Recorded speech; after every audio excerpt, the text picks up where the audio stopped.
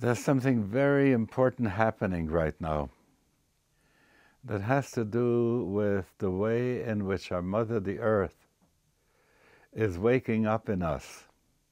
We are all cells of the life of our Mother, the Earth. And she is ailing, she is very sick. And that has to do because the world of utility has taken over. And instead of seeing the universe as a romance between God and the divine presence immanent in creation, people have only seen the dollar signs on everything that's in nature. The Baal Shem Tov was so different than other teachers of his day. They were studying the texts that were in books, and they were so smart about those texts. They were able to find the very fine finesses between one statement and another statement, and do a kind of, how would I say, philosophical building that they called pilpul, sharp divisions between one idea and another idea, and that all led to cleverness, but it didn't lead to wisdom. The Baal Shem, on the other hand, did not study at any of these schools.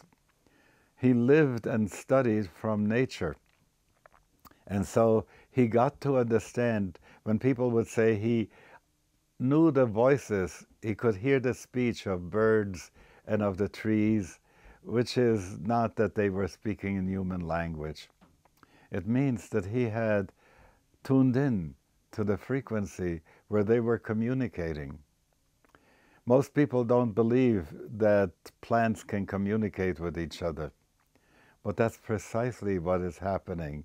Aspens know that, other plants know that they communicate with each other. And so it is with all the other species, because we couldn't be in communication, in community without communication.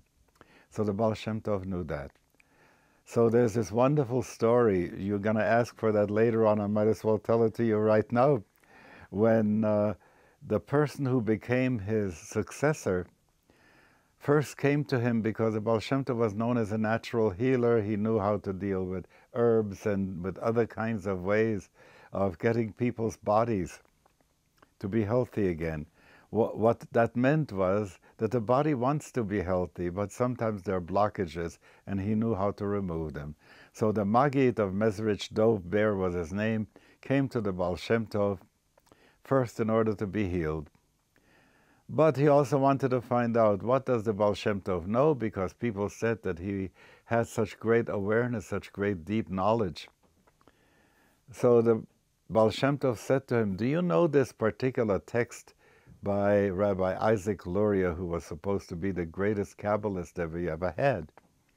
And he says, yes, I know this one very well. So he says, would you please read it and explain it? And he did. The Baal Shem Tov shook his head. So he says, oh, you mean the other opinion? He gives him the other opinion. The Baal Shem Tov shook his head.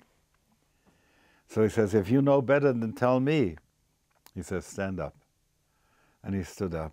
And the Baal Shem Tov began to recite the text, and all the realities that this text spoke about became palpably visible to him. When the Maggid of Mezrich heard and saw that, then he realized that this was a teacher of an altogether different level than one would expect, and he stayed with him. So the Baal Shem Tov brought back to the book learning that which he said, go into the Word, see what the Word stood for, what was the experience, the reality for which we use these words, and stop juggling words, but go to what the Word refers to. In some way, he was the beginning of a kind of, how would I say, essential semantics.